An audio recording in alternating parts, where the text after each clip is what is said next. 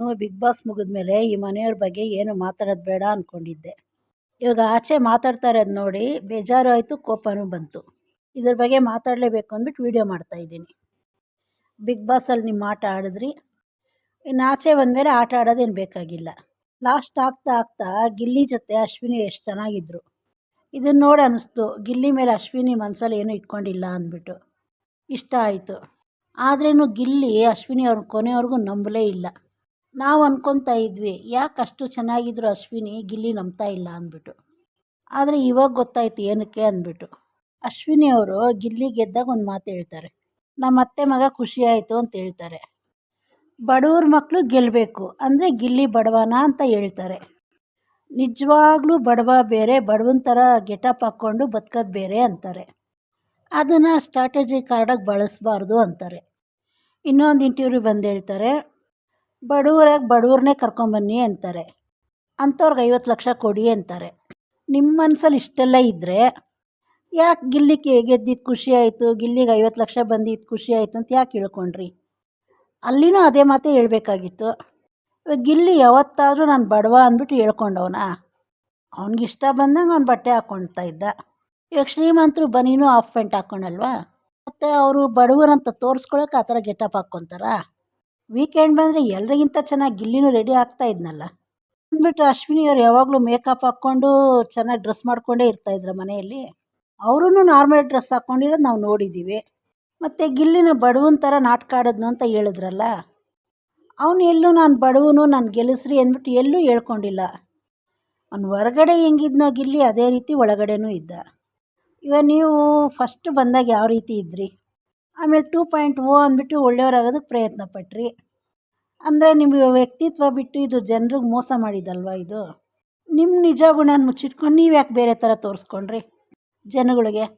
ಎಲ್ಲಕ್ಕೆ ತಾನೇ ಜನಗಳ ಹತ್ರ ಒಳ್ಳೆಯವ್ರ ಥರ ಸಿಂಪತಿ ಕಾರ್ಡ್ ಬೆಳೆಸಿತ್ತಾನೆ. ಆದರೆ ಗಿಲ್ಲಿ ಸ್ಟಾರ್ಟಿಂಗ್ ಯಾವ ರೀತಿ ಬಂದನೋ ಕೊನೆ ಗಂಟೆ ಅದೇ ರೀತಿ ಬಂದ. ಅವ್ನಿಗನ್ಸಿದ್ದು ಅವ್ನು ಡೈರೆಕ್ಟಾಗಿ ಹೇಳ್ತಾ ಇದ್ದ. ಅವನಿಗಿಷ್ಟ ಇಲ್ಲದೆ ಇರೋರನ್ನ ರೇಗಿಸ್ತಾ ಇದ್ದ. ಮೊದಲು ಒಂಥರ ಇದ್ದು, ಮಧ್ಯದಲ್ಲಿ ಒಂಥರ ಇದ್ದು, ಮತ್ತು ಕೊನೆಯಲ್ಲಿ ಒಂಥರ ಯಾವಾಗಲೂ ಬಂದಿಲ್ಲ ಅವನು. ಮತ್ತು ನಿಜವಾದ ಬಡವನ ಮಕ್ಕಳಾದ್ರೆ ಗೆಲ್ಲಿಸಿ ಅಂತ ನೀವು ಹೇಳ್ತೀರಲ್ಲ, ಅವ್ರ ಜನಗಳೇನು ತಿಳುವಳಿಕೆ ಇಲ್ಲದೇ ಇರೋರ? ಬಿಗ್ ಬಾಸು 11 ಸೀಸನ್ ಬಂದಿದೆ, ಎಲ್ಲ ಬಡವರು ಎಲ್ಲಾದರೂ ಗೆದ್ದಿದ್ದಾರಾ? ಯಾರು ಟ್ಯಾಲೆಂಟ್ ಇದ್ದಾರೋ ಅವ್ರನ್ನೇ ಜನಗಳು ಗೆಲ್ಲಿಸೋದು. ಗಿಲ್ಲಿ ಒಂದು ಕಾಮಿಡಿ ಆಗಿರ್ಬೋದು, ಡೈಲಾಗ್ ಹೇಳೋದಾಗಿರ್ಬೋದು, ಒಂದು ಲಿರಿಕ್ಸ್ ಬರೆಯೋದಾಗಿರ್ಬೋದು, ಸಾಂಗ್ ಬರೆಯೋದಾಗಿರ್ಬೋದು, ಎಲ್ಲ ಕಡೆನೂ ಮೊದಲು ಕಾಣಿಸ್ಕೊಳೋದೇ ಗಿಲ್ಲಿ. ಅವನ್ನ ಸಕಲಕಲ ವಲ್ಲಭ ಅಂತಲೇ ಹೇಳ್ಬೋದು. ಜನಗಳು ಅವ್ರ ಟ್ಯಾಲೆಂಟ್ ನೋಡಿ ಗೆಲ್ಲಿಸೋದು, ಬಡವರು ಅಂತ ಎಲ್ಲಿ ಗೆಲ್ಲಿಸಲ್ಲ. ಜನಗಳು ಹೆಂಗೆ ಅಂದರೆ, ಈಗ ಫಿಲಮ್ ಇಂಡಸ್ಟ್ರಿಯಲ್ಲಿ ಎಷ್ಟು ಜನ ಬಡವರು ಹೀರೋ ಆಗಬೇಕು ಅಂತ ಬಂದಿದ್ದಾರೆ, ಹಂಗಂತ ಎಲ್ಲರೂ ಹೀರೋ ಆಗಿದ್ದಾರಾ? ಅದರಲ್ಲಿ ಯಾರು ಟ್ಯಾಲೆಂಟ್ ಇದ್ದಾರೋ ಅವ್ರನ್ನೇ ಜನಗಳು ಕೈ ಹಿಡಿಯೋದು. ಈಗ ದರ್ಶನ್ ಅವರಾಗಿರ್ಬೋದು, ರಜನಿಕಾಂತ್ ಅವರಾಗಿರ್ಬೋದು, ಉಪೇಂದ್ರ ಅವರಾಗಿರ್ಬೋದು, ಮೊದಲು ಜನಗಳು ಕಂಡುಹಿಡಿದ್ರು ಇವ್ರ ಆ್ಯಕ್ಟಿಂಗು ಇವ್ರ ಟ್ಯಾಲೆಂಟ್ನ, ಒಪ್ಕೊಂಡ್ರು. ಅದಕ್ಕೆ ಅವ್ರು ಅಷ್ಟು ದೊಡ್ಡ ಸೂಪರ್ ಸ್ಟಾರ್ ಆಗಿರೋದು. ಅಷ್ಟೆಲ್ಲ ಯಾಕೆ ಡಾಕ್ಟರ್ ರಾಜ್ಕುಮಾರ್ ಅವರು ಹಳ್ಳಿಯಿಂದ ಬಂದು ಅವರು ಟ್ಯಾಲೆಂಟ್ ಇದ್ದಿದ್ದಕ್ಕೆ ಜನಗಳು ಒಪ್ಕೊಂಡಿದ್ದು. ಅವರು ಹಾಡಾಡೋದಾಗಿರ್ಬೋದು, ಅವ್ರ ವಾಯ್ಸ್ನ ದೊಡ್ಡ ದೊಡ್ಡ ಸಿಂಗರೇ ಮ್ಯಾಚ್ ಮಾಡೋಕ್ಕಾಗಲ್ಲ. ಕೇಳಿದ್ರೆ ಕೇಳ್ತಾನೆ ಇರಬೇಕು ಅನಿಸುತ್ತೆ. ಆ ರೀತಿ ಜನಗಳು ಟ್ಯಾಲೆಂಟ್ ಇದ್ದರೆ ಒಪ್ಕೊತಾರೆ. ಯಾರೋ ಬಡವ್ರು ಬಂದರು ಅಂದ್ಬಿಟ್ಟು ಜನಗಳು ಯಾರನ್ನೂ ಗೆಲ್ಲಿಸಿಲ್ಲ. ಅವತ್ತು ಜನಗಳನ್ನ ಕೀಳಾಗಿ ನೋಡೋಕ್ಕೆ ಹೋಗಬೇಡಿ. ಇದು ಯಾರೋ ಒಬ್ರು ಒಪ್ಕೊಂಡಿರೋದಲ್ಲ, ಕೋಟ್ಯಾಂತರ ಜನ ಕನಸಿದೆ ಅಂದಮೇಲೆ ಅವ್ರ ನಿರ್ಧಾರ ಯಾವಾಗಲೂ ಚೆನ್ನಾಗೇ ಇರುತ್ತೆ. ನೀವು ಒಂದ್ಸಲಿ ಮೊದಲಿಂದ ಕೊನೆಯವರೆಗೂ ಕೂತ್ಕೊಂಡು ಬಿಗ್ ಬಾಸ್ ನೋಡಿ, ನೀವೇನು ಆಡಿದ್ದೀರ, ಗಿಲ್ಲಿಯವ್ರು ಏನು ಆಡಿದ್ದಾರೆ ಅಂತ ಗೊತ್ತಾಗತ್ತೆ.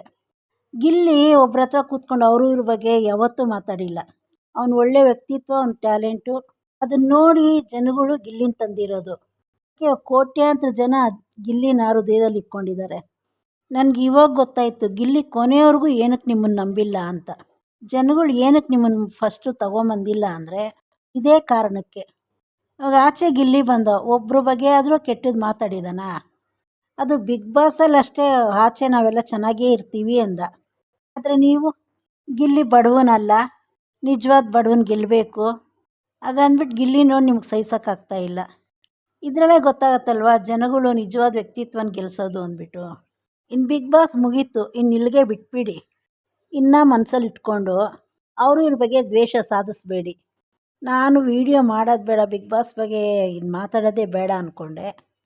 ಆದರೆ ಇದನ್ನು ನೋಡಿದ ಮೇಲೆ ಮಾತಾಡಲೇಬೇಕು ಅಂದ್ಬಿಟ್ಟು ವೀಡಿಯೋ ಮಾಡಿದೆ. ಇದನ್ನು ನೋಡಿ ನಿಮಗೇನು ಅನ್ನಿಸ್ತು ಕಮೆಂಟ್ ಮಾಡಿ.